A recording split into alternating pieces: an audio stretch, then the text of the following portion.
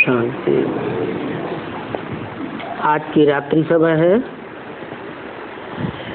31 जुलाई 1968। बच्चों को मालूम है ये बाबा है,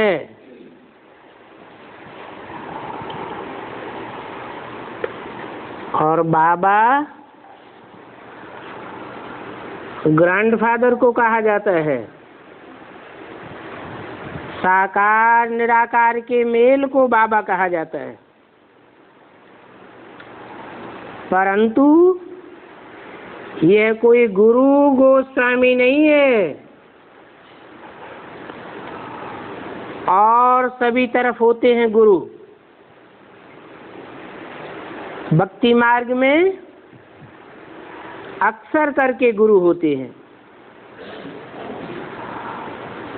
और यह तो बेहद का बाप भी है, फिर बेहद का टीचर भी है, और गुरु नहीं है,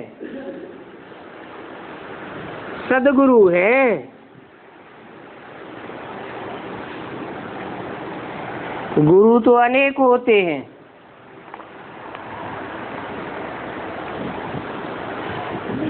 परंतु सच्चा सदगुरु एक बाप गाया जाता है।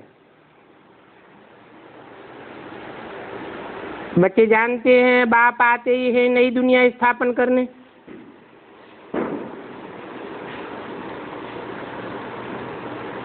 उनके आने का मकसद नई दुनिया की स्थापना और पुरानी दुनिया का विनाश।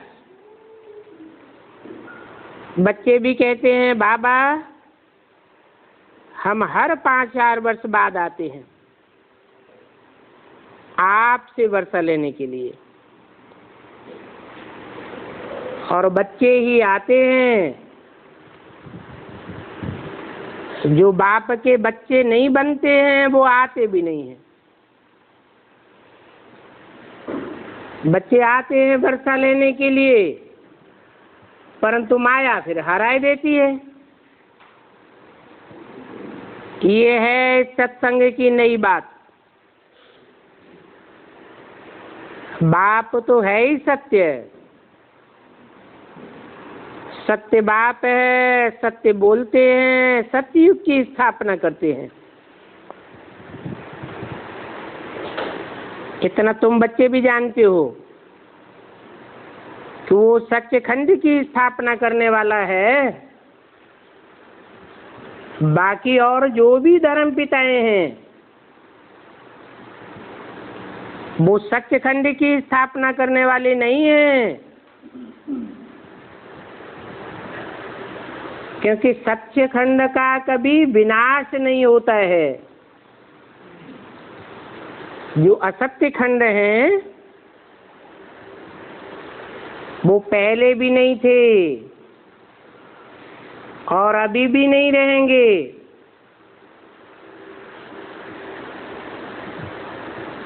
सब जानते हैं कि अमेरिका 500 वर्ष पहले नहीं था, मनुष्य के मस्तिष्क पटल पर ही नहीं था। ऑस्ट्रेलिया 300 वर्ष पहले मनुष्य की जानकारी में नहीं था। ऐसे ही और धर्मखंड जो भी हैं वो सब नेस्त नाबूद होने वाले हैं। ये बात ग्रंथ में भी है।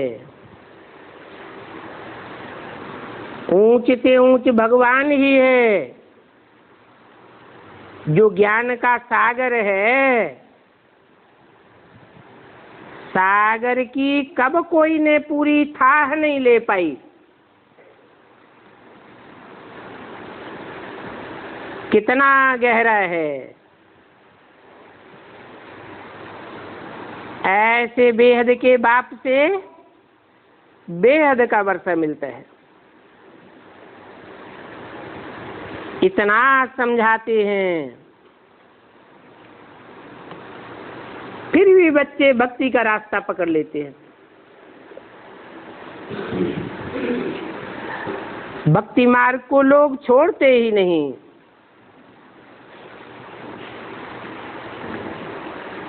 गुरुर गुरुर करते रहते हैं, क्योंकि यहाँ मुसीबत है पवित्र रहने की और बेहद का संन्यास है। ये बेहद का संन्यास बाप के सिवाय और कोई सिखा ही नहीं सकता। इसलिए बाप कहते हैं कि सिवाय मेरे और कोई याद नहीं आए। मनुष्य इन बातों को समझ नहीं सकते हैं। कहते तो हैं ऊंचे से ऊंचे भगवान,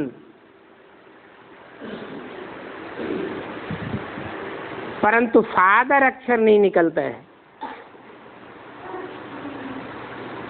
परम पिता है तो जरूर परे से परे धाम परम धाम का रास्ता बतावेंगे, और बाप से परम वर्षा भी मिलेगा। भक्ति मार्ग में तो निर्धन के नास्तिक बन पड़ते हैं। कोई बच्चे को बाप से वर्षा लेने के लिए धक्का खाना पड़ता है क्या?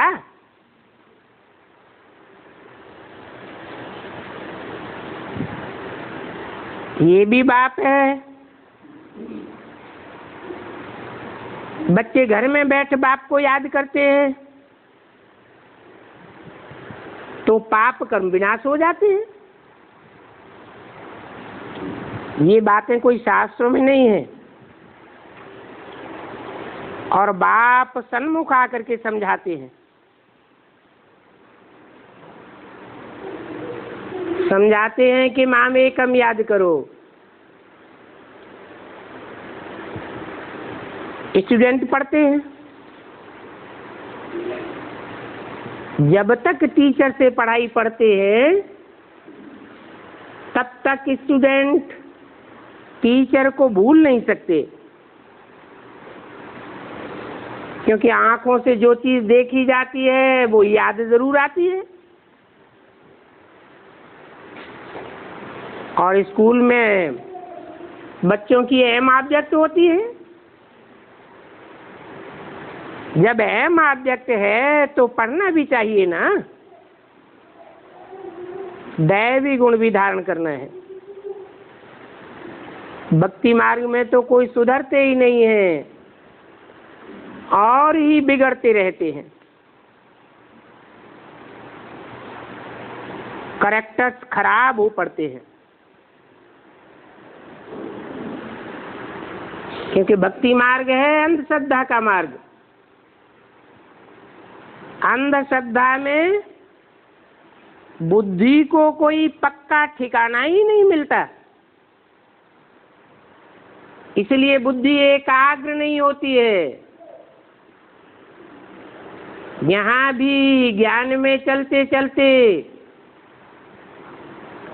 अगर बुद्धि को माया बार बार भटकाती है,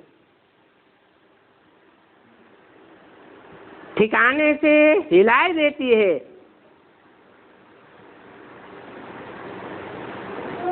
बुद्धि भटकती रहती है, तो भक्ति मार्ग कहेंगे या ज्ञान मार्ग कहेंगे? तो भी कहेंगे भक्ति मार्ग। अटल निश्चय होना चाहिए, परंतु अटल निश्चय बुद्धि न होने के कारण कैरेक्टर्स भी खराब हो पड़ते हैं। पहले तो जो बड़े बड़े हैं वो सुधरे, तब बच्चों का भी कल्याण हो। बड़े बड़े कौन हैं? ब्राह्मणों की दुनिया में बड़े बड़े किनको कहा जाए? हैं? बड़े बड़े उनको कहा जाए जो पहले से पढ़ाई पढ़ रहे हैं। बड़ों को देख करके छोटे सुधरते हैं। बाकी बाप समझाते हैं, भक्ति मार्ग में इन गुरुओं ने तुम्हारे सभी पैसे खलास कर दिए। कितने मंदिर आदि ठिकाने बनाते रहते हैं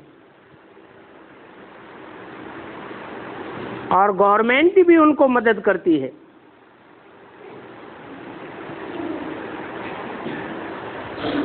गवर्नमेंट तो ना रिलीजियस है और ना अनरिलीजियस है, परंतु ड्रामा के प्लान अनुसार धर्म को ही भूल गए हैं। तो कहेंगे ना इधर के हैं ना उधर के हैं। अभी तुम बच्चे तो होशियार हो, गांवों में जाकर के सभी गरीबों का कल्याण करो। अपन को देखना है कि हम औरों की सेवा में लगे रहते हैं, अपने में ही तो बिजी नहीं रहते। अपना ही कल्याण नहीं कर सके तो औरों का कल्याण कैसे करेंगे? सेवा नहीं करते हैं तो लज्जा आनी चाहिए कि हम विश्व कल्याणकारी बाबा के बन करके सेवा नहीं करते, तो फिर हमने बाबा का बन करके किया ही क्या? फिर तो हम पद भी नहीं पा सकेंगे। बाबा सदैव कहते हैं ये ज्ञान बहुत अच्छा है, फिर भी कहेंगे कि साहूकार बनना बहुत अच्छा है। दास दासियां बनने से तो साहूकार बनना अच्छा है।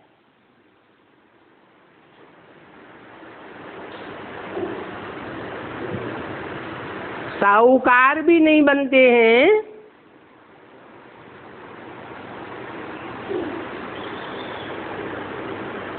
ऐसे भी राजाएं होते हैं जो साहूकार तो नहीं बनते, धन दौलत उनके पास नहीं होती है, तो ऐसे राजाएं भी साहूकारों से कर्ज उठाते हैं, क्योंकि साहूकारों के पास धन बहुत होता है और राजाओं के पास धन नहीं होता है।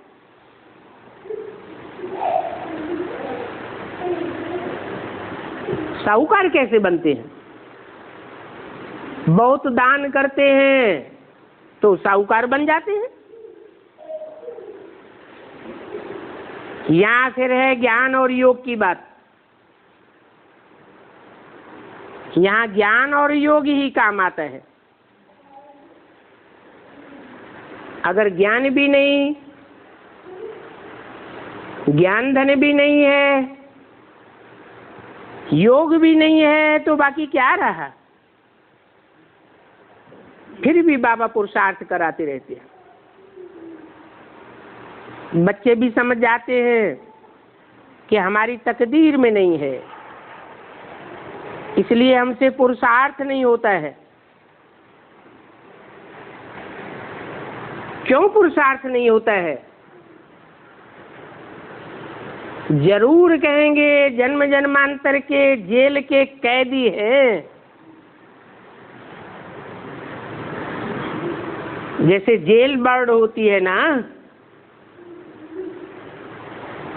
जेल की चिड़िया, उसको बाहर खुले वातावरण में छोड़ दो, जेल से निकाल दो, तो भी कहाँ चली जाएगी? जेल में ही चली जाएगी।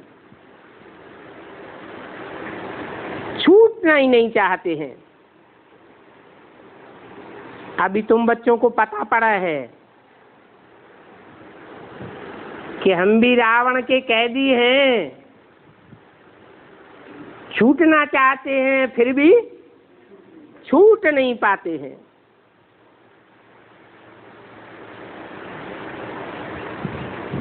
न छूट पाने के कारण दुनिया में हमारी रिस्पेक्ट नहीं रह गई, डिसरिस्पेक्ट हो गए हैं। अभी माया परिचित पहन करके हम फिर से रिस्पेक्ट लेना चाहते हैं। बाप कहते हैं ये तुम बच्चों की कल्प कल्प की बाजी है, जितना जितना पुरुषार्थ करेंगे उतना ही फायदा है, नहीं तो कल्प कल्पांतर फिर होते रहेंगे। ये बात बाप दादा दोनों ही समझाते हैं। कहते हैं कि स्थापना तो होनी ही है, बच्चे पुरुषार्थ करें या न करें, मददगार बने या न बने, परंतु बाप दादा को तो खातिरी है किस बात की कि स्थापना तो जरूर होनी है। इसलिए बेफिक्र रहते हैं। क्या फिक्र करें? बाप आते हैं बच्चों को फिक्र रहित बनाने के लिए।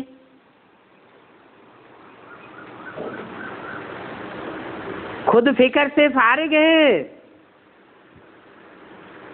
तो बच्चों को भी नजर से निहाल करते हैं। अगर खुद फिक्र से फारिग न हो तो नजर से निहाल भी नहीं कर सकते। कहा भी जाता है सदगुरु निंदक ठौर न पाए।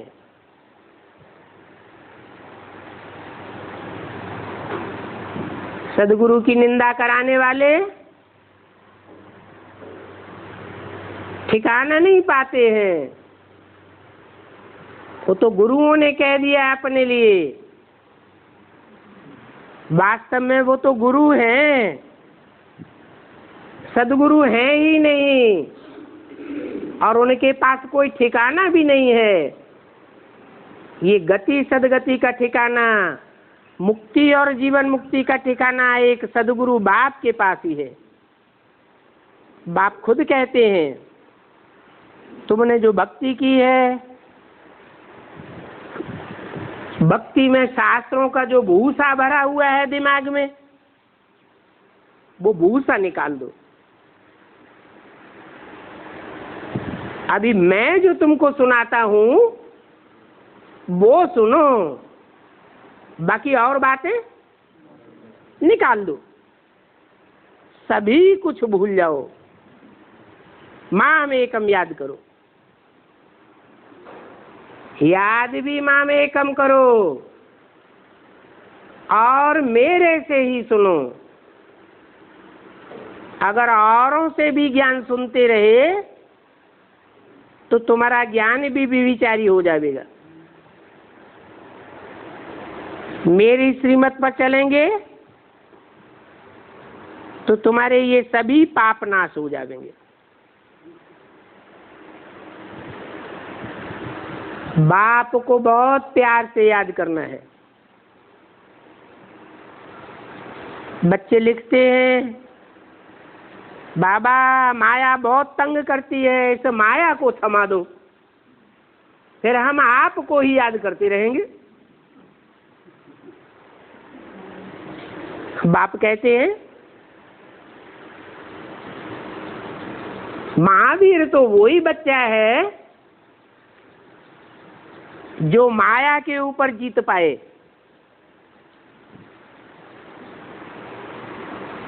ऐसे तो महावीर बंदर को भी कहा जाता है।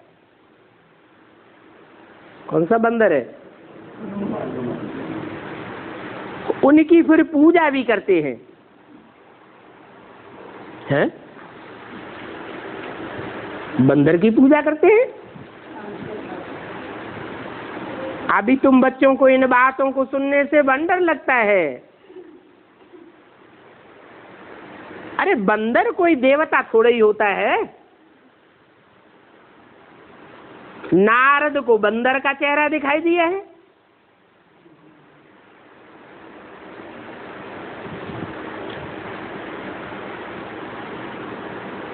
नारद तो धांज बजाने वाला, भक्ति में कितना भटकता है।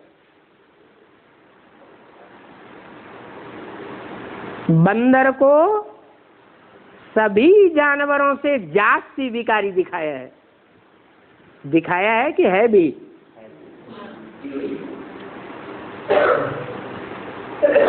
खौफनाक भी बंदर बहुत होते हैं।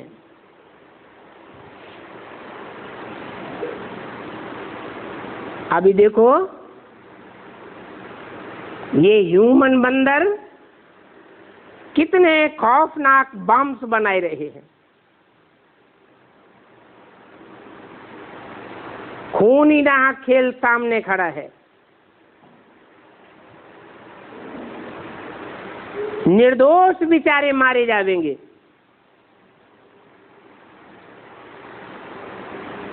प्रजा बिना किसी दोष के मारी जाती है ना,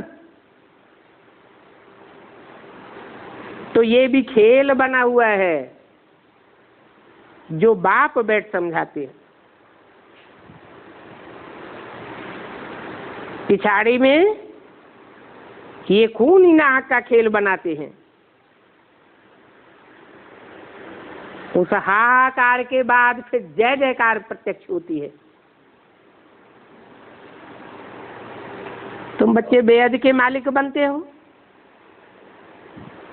बेहद का हाहाकार, फिर बेहद का जय जयकार होता है। गुरुओं की जंजीरें भी बड़ी कड़ी कड़ी हैं। ये गुरु लोग बहुत मुश्किल से छोड़ते हैं। अच्छा, मीठे मीठे रूहानी बच्चों को रूहानी बाप दादा का याद प्यार, गुड नाइट और नमस्ते।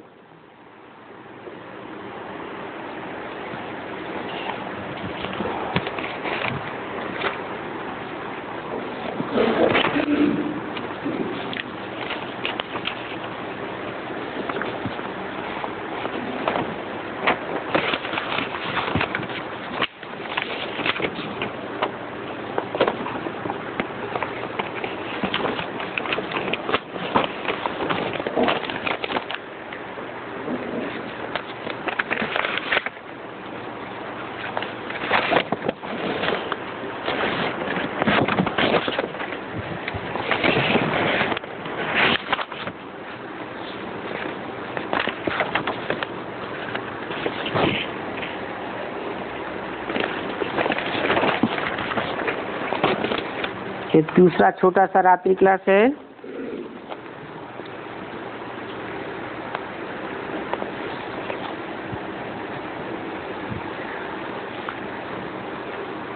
दो 8:68 का। अभी बच्चे सर्विस पर जाते हैं। मुख्य बात है रखड़ी बंधन पर समझाना। जरूर रखड़ी बंधन कब हुआ है, जिसकी रिवाज अभी तक चली आ रही है।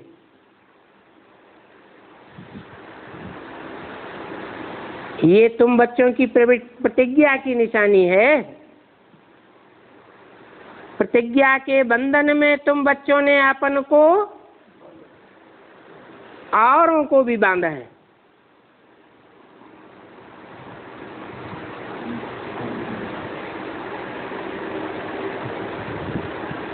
तो ये प्रतिज्ञा की निशानी है। और भक्ति मार्ग में बेगर अर्थ हो गया है। अर्थ कोई सिद्ध ही नहीं होता है, फायदा भी नहीं होता है। अभी तुम कोई को राखी बांधते हो तो पवित्रता के बंधन में बांधते हो। ये तुम्हारा रक्षा का सूत्र है, ज्ञान का सूत्र है। ज्ञान के सूत्र से कोई के बुद्धि रूपी हाथ को तुम बांध लेते हो और इसका तुम फायदा भी सुनाते हो। एक जन्म पवित्र रहेंगे तो जन्म जन्मांतर पवित्र दुनिया में आवेंगे। जिस पवित्र दुनिया में पीस प्रॉस्पेरिटी भरपूर होगी, तो तुम फायदा भी सुनाते हो। वो ब्राह्मण है, तुम्हारा मुकाबला तो कर नहीं सकते, क्योंकि वो तो है कुख वंशावली ब्राह्मण। कुख वंशावली ब्राह्मण अथवा ब्राह्मणियां रखड़ी बांधते हैं, पवित्रता के बंधन में बांधते हैं या पैसा कमाने के लिए बांधते हैं? वो पैसा कमाने के लिए बांधते हैं और तुम पवित्रता के बंधन में बांधने के लिए बांधते हो। तुम सभी सच्चे सच्चे ब्राह्मण ब्राह्मणियां हो, मुख वंशावली, मुख की वंशावली हो। बाप ने ब्रह्मा के मुख से जो बात सुनाई है उस बातों को मानने वाले हो, इसलिए मुख वंशावली हो। अभी बाप कहते हैं कि अपने साथ भी पवित्र रहने की प्रतिज्ञा पक्की करो, और जो अपवित्र होते हैं, गृहस्थी होते हैं, अर्थात घर गृहस्थ की कीचड़ में गिरे हुए होते हैं, उनको ही पवित्र बनाना होता है। जो घर गृहस्थ की कीचड़ को छोड़ करके भागते हैं, वो सन्यासी तो तुम्हारी बात सुनने वाले नहीं है। आगे चल करके वो भी समझते जाएंगे। आखिरी पवित्र प्रवृत्ति मार्ग की स्थापना तो हो ही जाएगी। तुम्हारा एम ऑब्जेक्ट समझाने का निराला है, और साथ ही साथ 84 जन्मों का राज भी समझाना है। पहले पहले जरूर 84 पुनर्जन्म लक्ष्मी नारायण ने लिए होंगे। क्यों? इनके ही जन्म सबसे जास्ती क्यों? जन्म लेने का अर्थ क्या है?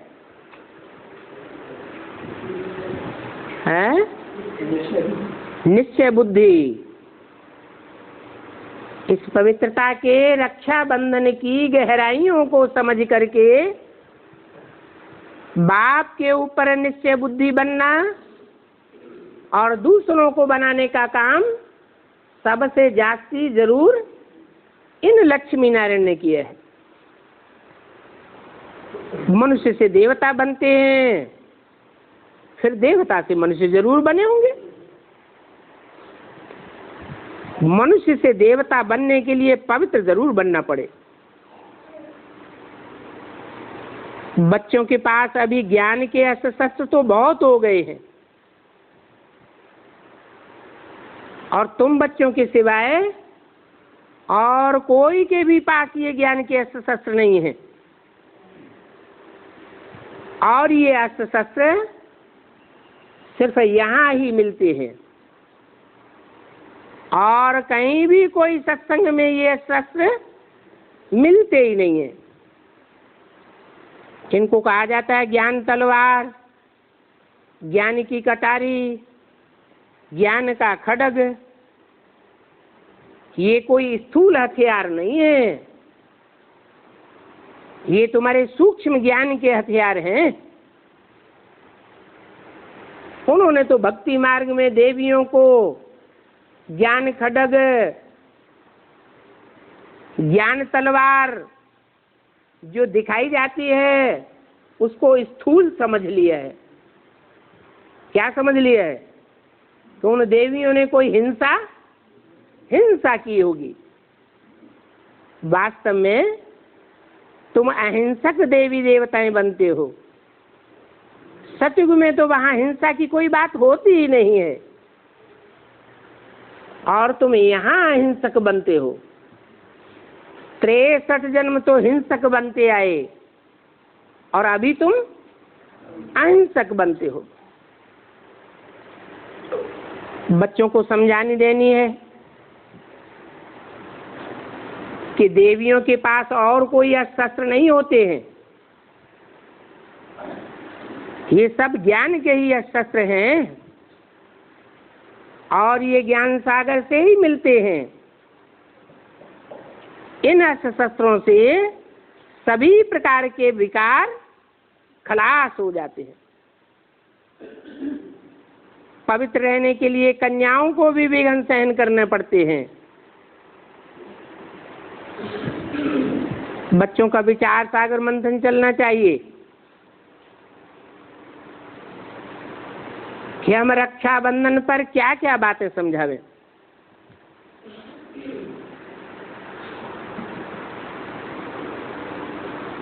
समझाने देने के लिए विचार सागर मंथन उन बच्चों की ही बुद्धि में चलेगा जो ईश्वरीय सेवा में तत्पर रहते हैं। बाकी किसका विचार सागर चल ही नहीं सकता। बाप तो कहते हैं बाप का परिचय देना बहुत सहज बात है। कोई को भी बता सकते हो कि मनुष्यों का सिजरा किससे शुरू होता है? मनु से शुरू होता है। मनु माने मनन चिंतन मंथन करने वाला। अव्वल नंबर मनन चिंतन मंथन करने वाला कौन हुआ? मनुष्यों का बाप, उसको कहते हैं प्रजापिता। और धर्मों में भी उसका गायन है, कहते हैं एडम, आदम, आदिनाथ। वो आदि पुरुष है जिसने मनन चिंतन मंथन के आधार पर अपनी आत्मा के अनेक जन्मों को पहचाना। तो प्रजापिता यानी बेहद का रचयिता पहले पहले अपने अनेक जन्मों को रचता है, अनेक जन्मों की जानकारी ले लेता है। आत्मा भी कोई रची नहीं जाती है। आत्मा के स्वरूप को पहचानना ही आत्मा की रचना है।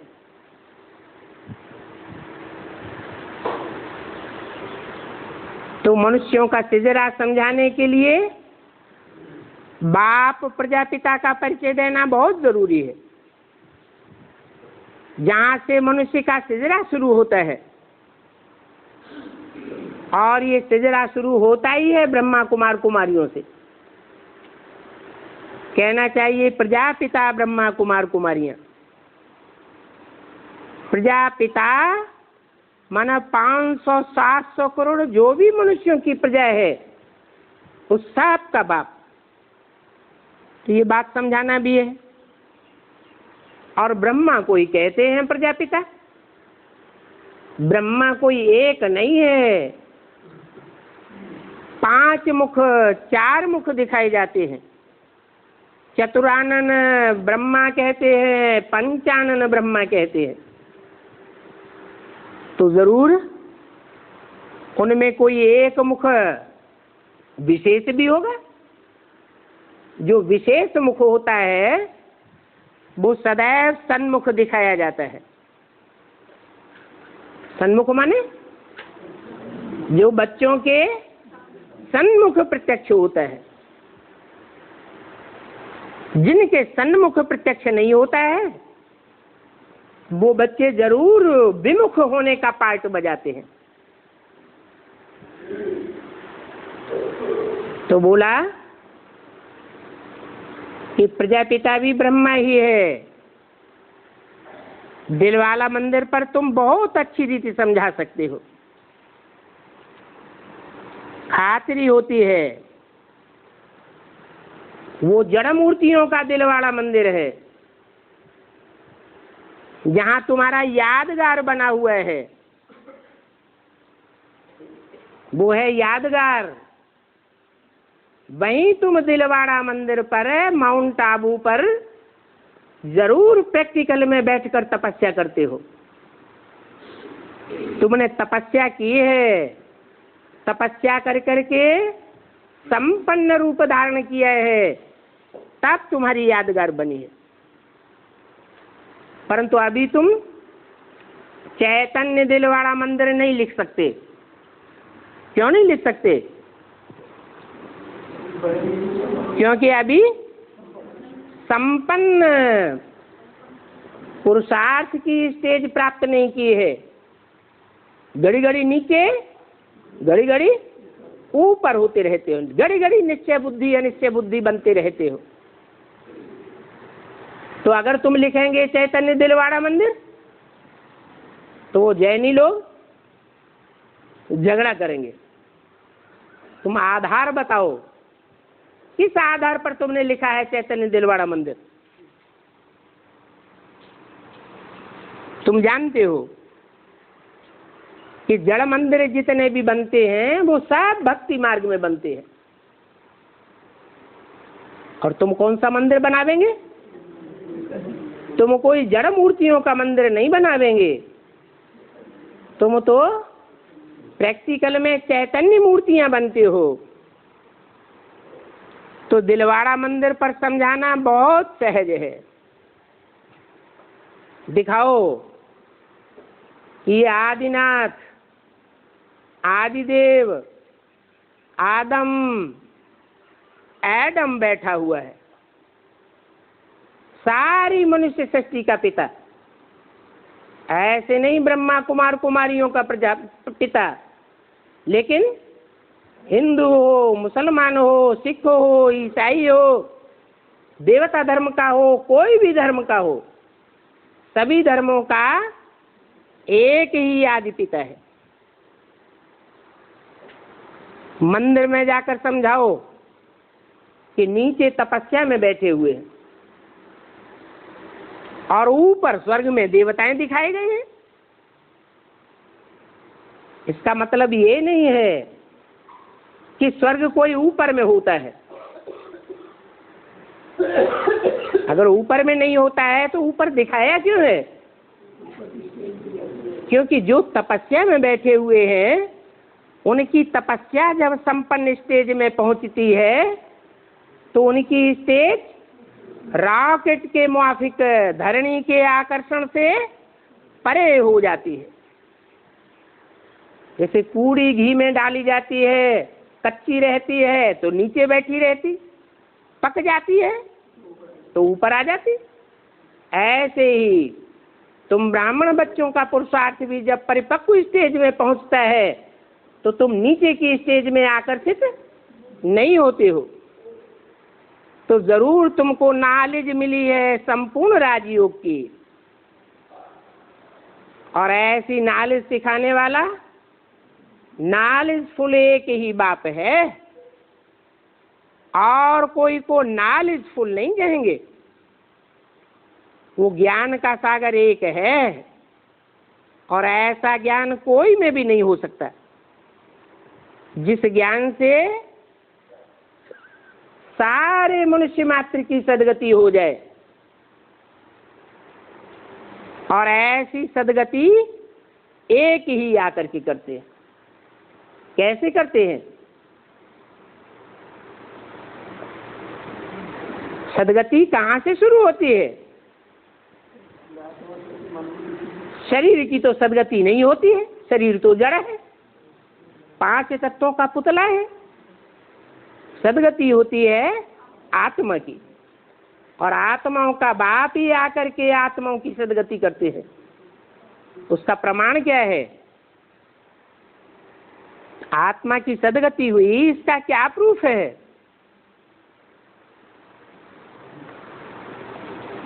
सद माने सच्ची, गति माने चाल।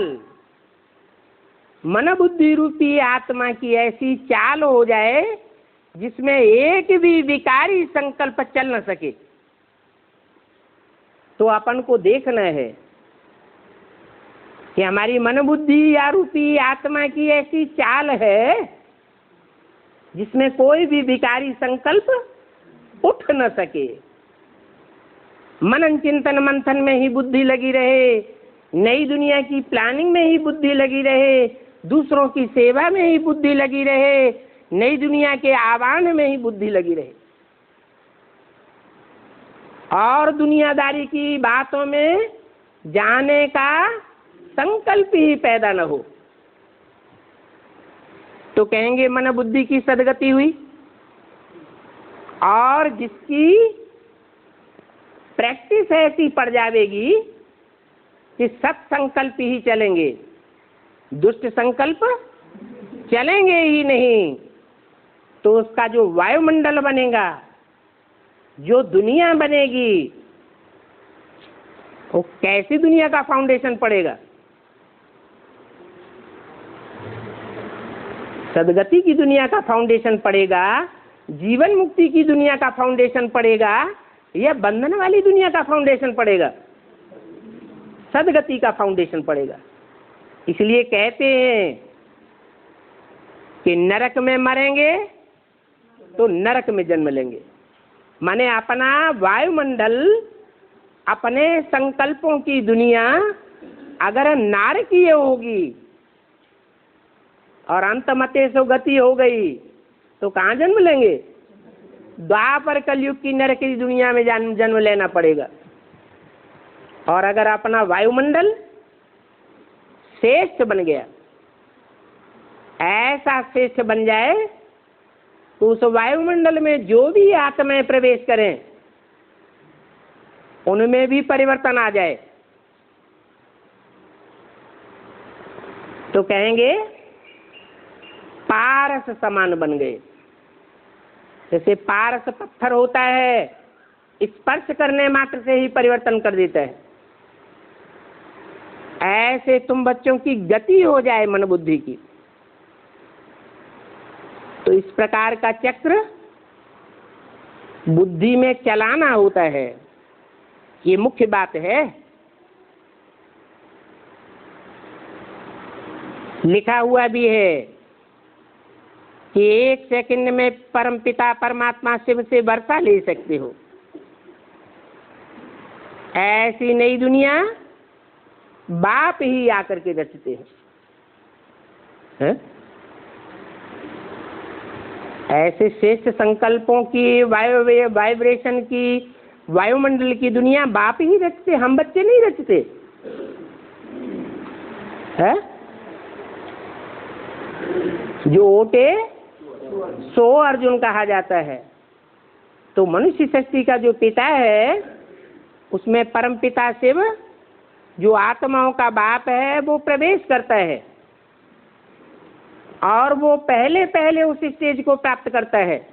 बाद में नंबरवार बच्चे भी उस स्टेज को प्राप्त कर लेते हैं। अकेला चना भाड़ नहीं फोड़ सकता, एक से दुनिया नहीं बनती है। दुनिया बनाने के लिए एक चाहिए या अनेक चाहिए? परिवार भी बनाएंगे, पारिवारिक इकाई से ही स्वर्ग शुरू होगा, तो भी थोड़े तो चाहिए ना। तो ये सब विचार सागर मंथन की बातें हैं। तुम्हारी तो रूहानी सेवा है जो बाप सिखलाते रहते हैं। मना तुमको कोई हॉस्पिटल आदि जिस्मानी सेवा नहीं खोलनी है, विद्यालय कॉलेज आदि खोलने की सेवा नहीं करनी है। क्या करना है? रूह की सेवा करनी है। आत्माओं को परमपिता परमात्मा आकर के ज्ञान और योग सिखलाते हैं। परंतु ऐसी सिखामनी लेने के लिए भी भक्ति मार्ग में बहुत थोड़े निकलते हैं। ये ज्ञान की सिखामणी लेने के लिए क्रिमिनलाई कब भी नहीं होनी चाहिए। क्यों? कोई ईश्वरीय ज्ञान लेने आवे और उसकी उस समय क्रिमिनलाई हो, फाउंडेशन का टाइम है, नई दुनिया का फाउंडेशन लग रहा है, फाउंडेशन के टाइम में ही किसी की क्रिमिनलाई बन जाए, बनी हुई हो, तो उसका अंजाम क्या होगा? मुखवंशावली बनेगा या मुखवंशावली बनेगा? मुखवंशावली ब्राह्मण बन पड़ेगा। इसलिए बोला कि ज्ञान में जो भी आते हैं फाउंडेशन के समय अपन को देखें कि उस समय हमारी क्रिमिनलाई तो नहीं थी। अगर क्रिमिनलाई होगी तो फाउंडेशन ही कच्चा हो गया, उनका पक्का पुरुषार्थ हो ही नहीं सकेगा। तुम्हारा काम है मैसेज देना। इसलिए कोई को भी साप्ताहिक कोर्स देते हो तो पहले पहले उनसे ये प्रतिज्ञा कराओ कि 7 दिन पवित्र रह करके कोर्स लेना है। भक्ति मार्ग में भी ऐसे चलता है।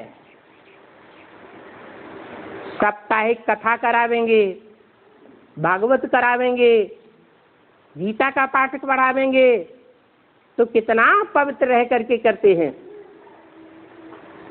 वो यादगार है कि जिन जिन आत्माओं ने ऐसे पवित्र रह करके ईश्वरीय ज्ञान को धारण किया है, वो अपने जीवन का अनेक जन्मों का फाउंडेशन पक्का डालते हैं। भले कोई माने या ना माने, तुम्हारा तो काम है मैसेज देना। तुम पक्के पक्के मैसेंजर हो, बाप का मैसेज सबको देते हो। और तो कोई हट्टी भी नहीं है ये मैसेज देने के लिए। ये एक ही हट्टी है जहां पढ़ाई पढ़ करके तुम विश्व की बादशाही लेते हो और देते हो। तो ये पाठशाला है, भगवान वाच है, मैं तुमको राजाओं का राजा बनाता हूं। दुनिया में और कोई भी ऐसा नहीं हुआ है जिसने आकर ऐसी पढ़ाई पढ़ाई हो कि मनुष्य से राजा बनाया हो।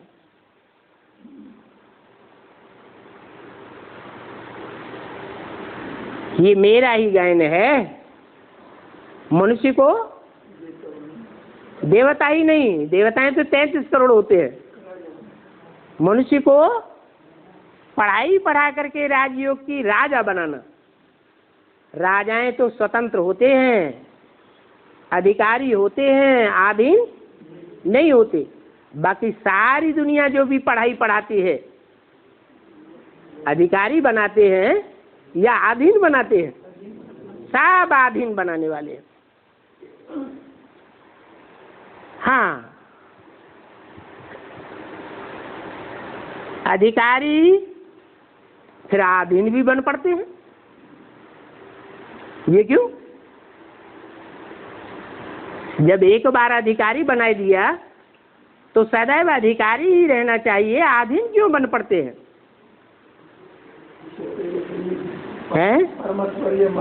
हाँ, जब कुर्सी मिलती है, प्रभुता मिलती है तो अहंकार आ जाता है, माना माया किसी को छोड़ती नहीं है। इसलिए बाप कहते हैं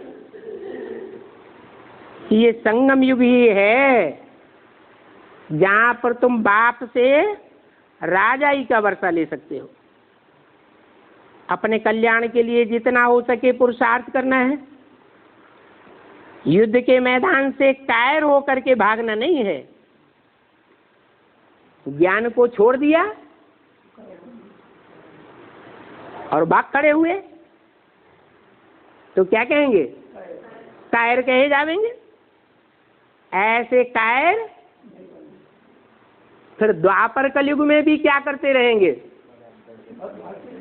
भारतवासियों को धोखा देते रहेंगे। ऐसे बहुत कायर बनते रहते हैं। माना बहुत ऐसे हैं जो देवता से और धर्म में कन्वर्ट होकर भाग जाते हैं। बच्चे समझते हैं ईश्वरीय सेवा करने से हम ऊंच पद पावेंगे, आसुरी सेवा करने से हमारा पद नीचा हो जाएगा। ईश्वर एक ही है। एक के बताए हुए रास्ते पर चलेंगे तो कहेंगे ईश्वरीय सेवा, औरों के बताए हुए रास्ते पर चलेंगे तो क्या कहेंगे? आसुरी सेवा। क्योंकि सारी दुनिया अंत में असुर बन जाती है। रावण का राज्य सारी दुनिया पर है, तो यथा राजा तथा प्रजा सब हो जाते हैं। जन्म जन्मांतर के पाप सिर पर है। उन पापों को भस्म करने के लिए अभी तुम बच्चों को निरंतर याद की यात्रा पर रहना है। बाकी इस जन्म के पापों को देखा जाएगा, हैं? पूर्व जन्म के पापों को तो देखा नहीं जा सकता, लेकिन इस जन्म के किए हुए पाप याद रह जाते हैं। और ब्राह्मण जन्म में तो और ही पाप का 100 गुना बोझा चढ़ता है। इसलिए स्पेशल याद रहनी चाहिए। पहले वाले पाप तो पहले ठीक करो। इसे एक जन्म का फिर भी सुनाते हो तो आधा कम हो जाएगा। और जितना जल्दी सुनावेंगे उतना सहज होता जाएगा।